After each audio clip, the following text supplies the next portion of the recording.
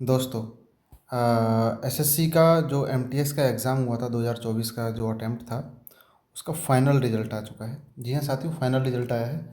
तो final result के बारे में हम थोड़ा सा पहले जान लें कि ये एमटीएस की नॉन टेक्निकल फॉर्म इसमें पोस्ट थी। इसके अलावा हवलदार हवलदार पोस्ट पर ये फॉर्म आए थे। तो ये नॉर्मल है अपनी चीज़ें, और इसके अलावा हम चलते हैं मोस्ट इम्पोर्टेंट थिंग्स पर कि कितनी वैकेंसी फिल हुई हैं, कितनी वैकेंसी रही हैं।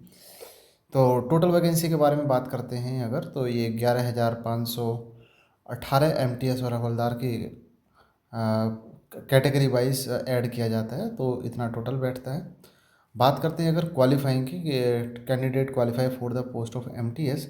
एमटीएस के लिए कितने जो है कैंडिडेट्स ने क्वालिफाई किया है, तो 8,079 ये टोटल नंबर ऑफ़ कैंडिडेट्स रहे हैं, जिसमें एज ग्रुप भी डिवाइड किया गया है। ठीक है, तो वहीं बात करते हैं हवलदार की पोस्ट के लिए। हवलदार की पोस्ट के लिए कितने कैंडिडेट्स ने क्वालिफाई किया है, तो टोटल ऐड ऑफ दिस 3428। ठीक है, तो बाकी इसमें कैटेगरी वाइज सब चीज़ें दी गई हैं। सबसे ज़्यादा इम्पोर्टेंट आप किस स्टेट से बिलोंग करते हैं, और आपकी स्टेट की जो मेरिट है एमटीएस एसएससी की, वह कितनी गई है के बारे में पूरा का पूरा यहाँ डिटेल दिया गया है। और ये डिटेल काफ़ी अच्छा है।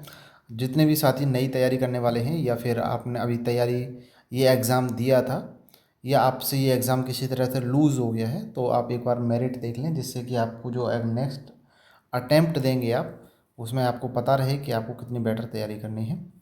सबसे पहले इन्होंने कैपिटल लेटर वाइज दिया गया है। अंडमान के आंध्र प्रदेश के बारे में इनकी मेरिट दी है, और 100 प्लस ही है मैक्सिमम। ठीक है, और ये लगभग 150 का एग्ज़ाम होता है जिसमें से मेरिट लगी है।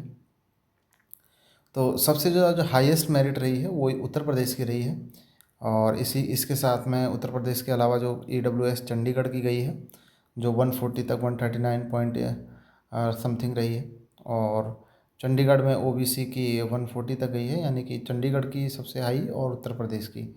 इसके अलावा मैंने पूरी की पूरी मेरिट को देखा है, तो इतनी मेरिट हाई नहीं है। तो जितने भी साथी आप तैयार कर रहे हैं और लगातार कंटिन्यूसली अपनी तैयारी में लगे हुए हैं, यहाँ पर हम देख सकते हैं हिमाचल प्रदेश की जो एससी कैटेगरी है उसकी भी 138 गई है। तो ये भी काफ़ी अच्छी मेरिट है, क्योंकि कुछ ये स्टेट वाइज वैकेंसीज होती हैं। हालांकि ऑल ओवर इंडिया की ये भर्ती होती है, लेकिन इसमें जो वैकेंसीज होती हैं उन्हें डिवाइड कर दिया जाता है। मध्य प्रदेश की जो मेरिट गई है, मध्य प्रदेश के बारे में बता दें, ओबीसी की 125 है, और इसके अलावा यूआर की बात की जाए तो 127 है जनरल वालों के लिए। ईडब्ल्यूएस वालों के लिए 120 है, एससी वालों के लिए 117 है। बहुत शानदार। महाराष्ट्र के बारे में वहीं बात कर लेते हैं। महाराष्ट्र की जो वैकेंसी रही है, मेरिट रही है, वो भी 100 के लगभग अप्रोक्स ही है। मणिपुर, उड़ीसा, उड़ीसा की और भी सही है, उड़ीसा की 128। और वहीं बात की जाए जनरल की तो 130। इसके अलावा राजस्थान की भी मेरिट काफ़ी अच्छी रही है, और हालांकि ज़्यादा नहीं है, फिर भी 130 ओबीसी की है, और जनरल की 133। हाँ, वही एवरेज 130 का लगभग ही है, 100 प्लस। 150 का ये एग्ज़ाम होता है आपका। ठीक है, जिसमें आपको इस मेरिट के करीब पहुंचना होता है मैक्सिमम। उत्तर प्रदेश, जी हाँ जी, उत्तर प्रदेश से हैं हम, तो एक बार उत्तर प्रदेश पर नज़र मार लेते हैं। उत्तर प्रदेश की जनरल कैटेगरी की रही है 131, और वहीं बात कर लेते हैं ओबीसी की तो 128। इसके अलावा ईडब्ल्यूएस की 127 रही। तो इस तरह की मेरिट लगी है, और काफ़ी इम्पोर्टेंट हो जाती हैं ये चीज़ें, क्योंकि मेरिट ही हमें नेक्स्ट अटैम्प्ट के लिए तैयार करती है। अगर हमसे किसी तरह से लूज़ हो गई है कोई भी भर्ती इस बार, तो आप नेक्स्ट अटैम्प्ट के लिए तैयार रहें। ऐसे ही मैं मोस्ट इम्पोर्टेंट अपडेट्स आपके लिए लेकर आता हूँ। तो आप हमारे यूट्यूब चैनल डोलचा अकेडमी को सब्सक्राइब कर लीजिए। मिलते हैं ऐसे ही नए अटैम्प्ट और नए सॉल्यूशंस के साथ, नई वैकेंसीज़ के साथ, और नए अपडेट के साथ। जय हिंद साथियों।